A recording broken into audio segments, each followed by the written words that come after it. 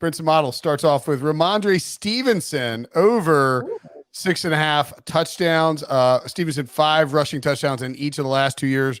133 carries as a rookie, 210 carries last season in totality. I think you see that ramp up. You see the departure of Damian Harris, and it's very clear that they believe he can be their bell cow back.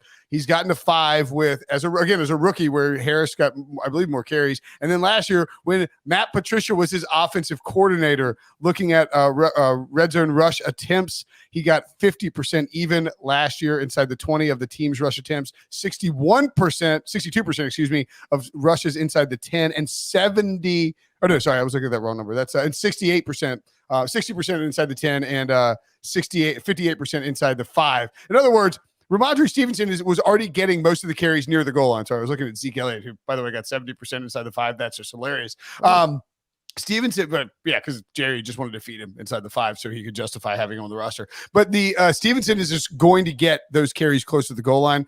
And when you think about, last year's offenses, New England was dead last in red zone scoring percentage, because Matt Patricia is a defensive coordinator, not an offensive coordinator. So if New England's red zone percentage conversion with Bill O'Brien even gets up to 50, like 15th in the league, average in the league, 16, whatever you want, Ramondre Stevenson will see many more rushes inside the red zone, going to lead to many more touchdowns. To me, this number is, I don't know that it should be a lot higher, but I think that it's a little low. Probably should be 7.5 instead.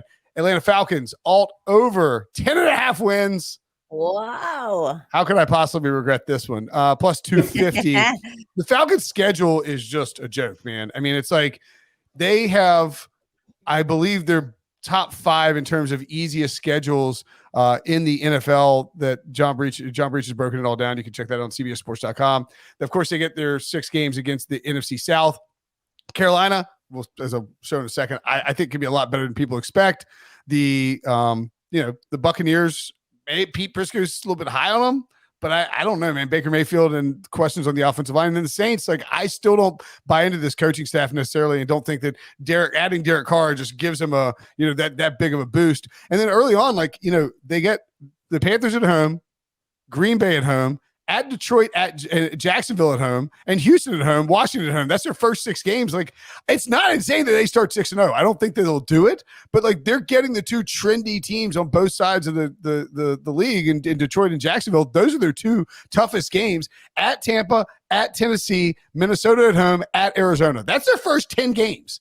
If the Falcons are remotely decent, and Desmond Ridder doesn't turn the ball over, the defense is improved, and this Bijan Robinson rushing attack, they're going to be in all of those games. And I think they could win upwards of 5 of them. And then, so all of a sudden, you still have Indianapolis, you still have the Bears, you still have the Jets is not a good game, but they have a lot of winnable games. I think they'd be better than people think. I think they can get over that 10.5 wins at the plus 250. That's the only reason why we do the alternate. Matthew Stafford, MVP. Nobody's going to like that one. But look, you can't find an MVP bet that is a reasonably possible outcome at 50-1 or better anymore. In 2018, Patrick Mahomes was 75-1. 2019, Lamar Jackson was 75-1. And the books got so burnt by those, they just don't give anybody with any reasonable chance to be MVP at 50-1 or more. The guys that he's listed with are Jordan Love and Kirk Cousins.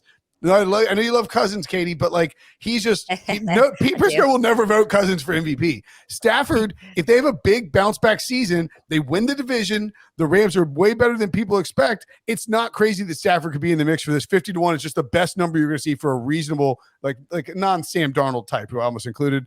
Isaiah Pacheco, most regular season rush yards. I like the Sam Darnold, 150-1. 50-1 there for Pacheco. We've seen Kareem Hunt lead the league in rushing. As Jason Lockenfora pointed out, Andy Reid seemed to kind of lean on the running game a little bit in the second half. Wouldn't be surprising if they decide to be a little more run heavy this year, take some of the burden off of Patrick Mahomes, in games where they don't exactly have to. And Pacheco is just a violent runner behind a really good offensive line with a great play caller. He doesn't need to have elite vision to be good in this Chiefs offense. So Pacheco 50-1, most regular season rush yards. Plus the Chiefs could have tons of leads and be salting the game away. And then the Panthers, best regular season record. I don't think this is happening, but it's 150-1. They are, again, go back to the Bears thing. They were the 9th worst team in football. They were not the worst team in football. They add a quarterback. What if Bryce Young is great and this coaching staff is a massive upgrade? They're in a terrible division. Schedule's a little bit tougher than the Falcons, but they are definitely better. Should be better than 150-1. So I felt like I woke up today feeling dangerous, to quote Baker Mayfield. Yeah. So I threw some long shots out there. And I fully expect the consensus pick to be the Ramondre Stevenson one here. Yeah, I like the full court heave with the Panthers look. Yeah. Go big or go home, Will. So, but I do really like the Ramondre Stevenson look. 6.5 touchdowns. I agree that number should be a minimum of 7.5. Love Ramondre in this offense as well. I think he's going to get the bulk of the work. I think he's going to be heavily featured in the red zone. I think 7-8 touchdowns is well within the majority of his range of outcomes as well. I like the Falcons look quite a bit as well. I could see things breaking for them. I still have Desmond Ridder shares, guys. I'm still a believer. I still think there's a lot of upside there. Yeah, if he's even just like a viable starter, we're talking about one of the most dynamic offenses in the league. We saw how effectively they ran the ball last year. They were in pretty much every single game. No one really blew the Falcons out last year. So, yeah, I like that quite a bit. And then I could see the Stafford. I had 50-1. I do think that's, sprinkle worthy maybe, Katie.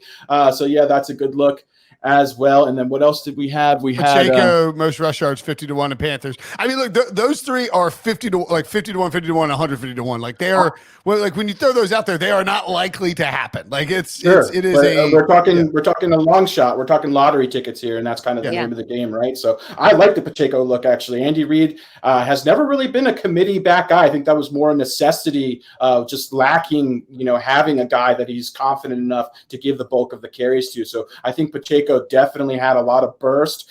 He's not going to need to catch passes out of the backfield. I think he's going to just primarily be the first and second down runner in one of the most, effective, efficient offenses in the NFL. And I do think he's going to get almost all of that work. So I like Pacheco look quite a bit. I would say my favorite is Ramondre, Pacheco being my second favorite, and then the Falcons all team total as my third. Look, the Brinson model did not disappoint. It brought the lottery tickets that we know and love from Will Brinson.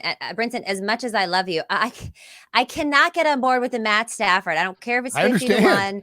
I don't care that, that they never have that level of value. Now, as everyone knows, I am a 49ers fan, so I'm a card-carrying member of the Rams hater club. And honestly, he won a Super Bowl 2 years ago. Like, we are not that far removed from him winning the Super Bowl. I think he led the league in Okay, but the team is far removed from the team that they were when they won the Super Bowl 2 years ago, outside of Stafford, Kupp, Donald, and the coach and McVay. Anyways, so I'm not going to do that. I love Ramondre Stevenson over the 6.5 as well. As you said, he's had 5 in the last 2 years, and he had, a defensive coordinator as his offensive coordinator. So the sky is the limit with Bill O'Brien, as far as I'm concerned. That is my favorite bet. I also am not mad at Pacheco, 50-1. Obviously, we know I like King Henry there. But for all the reasons that you guys said, I do think that has a lot of value.